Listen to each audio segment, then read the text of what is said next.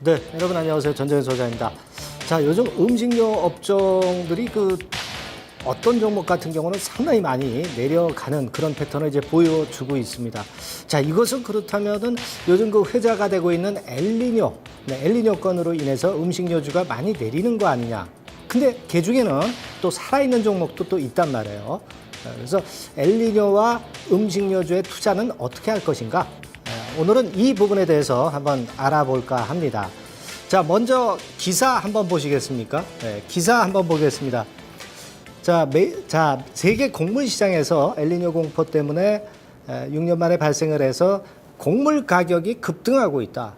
이런 기사가 나왔어요. 과연 이 곡물 가격이 진짜 급등하는 건지, 이게 기조적으로 이어져 가지고 음식료주에 영향을 많이 미칠 것인지, 이런 부분들 우리가 좀 이번 시간에 확인을 좀 해봐야 될 것 같습니다. 자, 그렇다고 한다면 우리가 대강은 이제 알고 계시지만 엘니뇨 한번 무슨 얘기인지 좀 알아보고 가야 될 것 같습니다. 그러니까 태평양 수온이 5도씨, 섭씨 0.5도 높은 기간이 5개월 지속될 때, 그때 우리가 엘니뇨라고 정의를 하는 거죠. 1개월 지속이 아니라 어느 정도 시간을 두고 지속이 될 때, 그때 이제 엘니뇨라고 하는 그런 부분입니다. 이렇게 되면은요, 태평양을 딱 기준으로 해서 왼쪽 편, 그러니까 주로 동남아, 호주 이런 쪽들은 가뭄이 들어와요. 그리고 태평양을 기점으로 해서 오른쪽 어디입니까? 아메리카 대륙이죠. 북아메리카, 미국이나 또는 중미 같은 경우 이쪽은 또 비가 많이 오게 됩니다. 그러니까 사실 이제 문제되는 것은 태평양 왼쪽 지역이죠. 동남아 쪽이나 호주 쪽에서 곡물 가격이 올릴 가능성이 있다. 사실은 그런데요, 이건 어떻게 보면은 한쪽에서 처지면 한쪽에서 또 수확이 괜찮으면서 카바가 될 수 있는 부분도 될 수 있어요. 그런 부분도 좀 있긴 합니다만은, 자, 곡물 가격에 한번 최근 동향 한번 보도록 하겠습니다. 어떤 영향을 그럼 줬느냐? 자, 지금 1주 전, 1개월 전, 3개월 전 대비할 때 올라오긴 올라왔어요. 올라오긴 올라왔는데 사실 유의미하게 아주 큰 폭으로 증가한 건 아닙니다. 3개월 전 대비해서 별로 그렇게 크게 오른 건 아니죠. 그리고 제가 아까 말씀드렸지만은 이 태평양 왼쪽 부분에 작황이 처지는 것을 태평양 오른쪽 부분의 나라에서 다시 그걸 또 커버할 수도 있는 부분이거든요. 그렇기 때문에 이 곡물 가격이 계속 급등을 한다라고 보는 것은 좀 난센스일 수도 있다는 부분, 그것도 우리가 참고적으로 알아야 됩니다. 여하튼 그렇다면은 작년과는 뭔가 좀 다른 곡물가 동향이 나타나고 있는데, 자, 그 다음 그림 한번 보면, 네, 나와 있네요. 자, 이 부분이죠. 여기서 오른쪽 위로 턴을 슬쩍 했지 않습니까? 변화가 약간 오고 있다 이거예요. 변화가 오고 있기 때문에 이 추세가 계속 이어질 것인지 아니면 왔다 갔다 하는 정도로 그냥 마무리가 되는 것인지, 이런 부분들을 우리가 좀 알아봐야 될 것 같아요. 그렇다고 한다면 우리가 두 가지 경우가 과거에 있었어요. 엘니뇨가 있었을 때 시나리오 1하고 시나리오 2가 있었던 부분인데요. 먼저 이제 시나리오 1, 평상시와 같은 엘니뇨라면은 수온이 올라갔다가 다시 또 제자리로 돌아옵니다. 되게 이런 경우도 사실 많았어요. 그 다음에 다음 그림 시나리오 2를 한번 보면은요, 86 내지 88년에는 수온이 올라가서 그 다음에도 계속 올라가는 그런 패턴이 나타났던 그런 경우도 있었습니다. 이 둘 중 안에 하나인데요, 요번 같은 경우는 대개 이 두 번째 경우로 많이 예상들을 하고 있습니다. 두 번째 경우 시나리오 2를 많이 보고 있다는 얘기죠.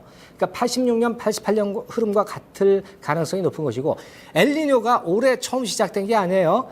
엘니뇨는 작년부터 이미 시작이 된 거예요. 지금이 2000년도라고 보시면 돼요. 그걸 생각하셔야 됩니다. 엘니뇨는 이미 진행되고 있다는 부분이에요. 네. 그래서 그렇다고 할 때 86년 내지 88년도에 그런 현상이 날 때 어떤 경우가 발생했느냐? 라니냐가 발생을 했는데요.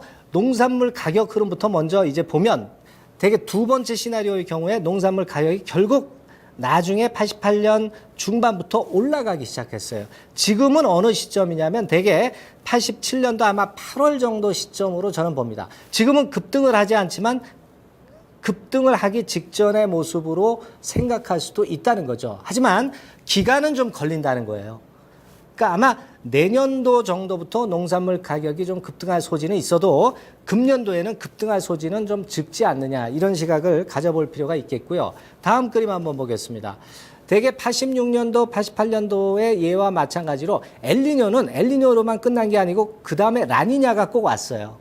라니냐가 와서 이건 거꾸로 수온이 떨어지는 거예요.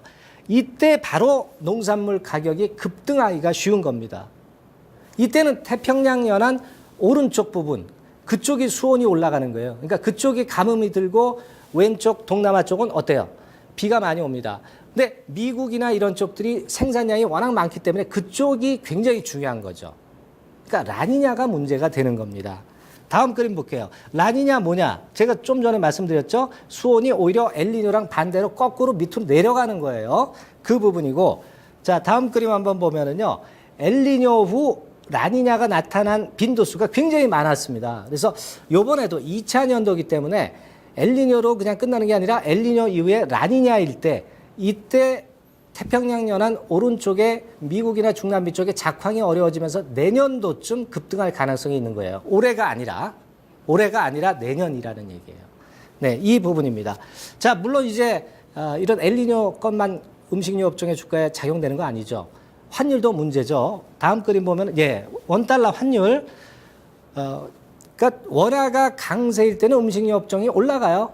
원화가 약세일 때는 음식료 업종 내려갑니다. 근데 지금은 우리가 지금 아무래도 그 미국 금리 인상을 앞두고 있기 때문에 원화가 다소 약화될 가능성이 있기 때문에 음식료 업종 주가에는 좀 마이너스 요인이 될 수 있다는 거.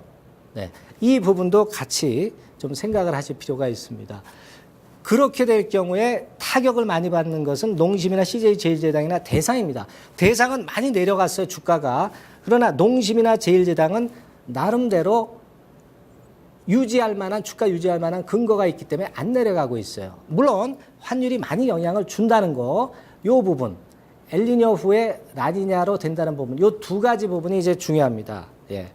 그래서 지금 다음 그림 보면은요, 밸류에이션적으로 음식료 업종이 평균보다 많이 올라가 있죠. 올라가 있는 상태에서 환율이 원화 가치가 약해지고 라니냐가 찾아온다면 문제는 됩니다. 그러나 지금 당장은 아니다라는 얘기죠. 지금 당장은 아니고 제가 말씀드렸지만 내년도쯤에 곡물 가격이 급등할 소지가 있는 거고 올해 하반기에는 어때요? 좀 등락 정도 거듭할 가능성이 있다는 겁니다.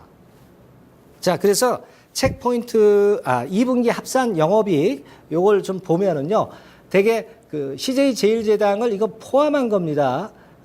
그렇다고 한다면 작년보다는 좀 나은 것 같지만 CJ 제일제당을 빼면은 영업이익은 감소하게 돼요. 음식료 업종 전체적으로 3분기나 4분기에 이 부분을 좀 체크하셔야 됩니다. 자, 그렇다면 체크포인트 우리가 한번 보도록 할까요? 자, 전반적으로 음식료 업종의 지금 상황은 2분기에 부진하게 나올 겁니다. CJ 제일제당 말고. 그리고 엘니뇨 이후에 라니냐 가능성이 증대하기 때문에 올해 하반기보다는 내년도 곡물 가격 상승에 주의해야 되고 음식료 업종은 그렇다고 한다면 일단 뭐 크게 내려갈 건 아니지만 비중을 약간 축소하는 정도로 보면 된다. 대신에 모든 음식료 업종을 다 파는 것은 아니고 선별된 종목 정도는 투자가 가능하다는 거죠. 네, 그래서 다음 그룹핑 한번 보겠습니다. 관련주 보면 지금은 그래도 우리가 투자를 할 만한 거는 이 네 종목 정도는 된다는 얘기죠. 제일제당은 라이신 가격은 불리하지만 메치오닌이 플러스 요인이다. 농심은 짜왕 효과가 있다. 그죠? 동원 F&B는 견조한 실적과 자산주가 요즘 올라오고 있죠. 그 건도 도움을 받고 있고요. 하이트 진로는 신제품 효과와 소주 시장이 우호적이라는 거. 이런 부분들이 바로 포인트입니다. 차트를 한번 볼까요? 네, 제일제당 아직 여력이 있다라고 봐야 되겠고요. 농심 같은 경우도 추세가 우상향 아직 괜찮죠. 다음 그림 보면은요. 동원 F&B 자산주 메리트가 작용이 되고 있어요. 하이트 진로도 양호한 추세 형성하고 있습니다. 음식료 업종의 투자 같으면은 이러한 종목들 쪽에는 좀 관심을 기울여 볼 필요가 있겠습니다. 네, 다음 시간에 뵙겠습니다.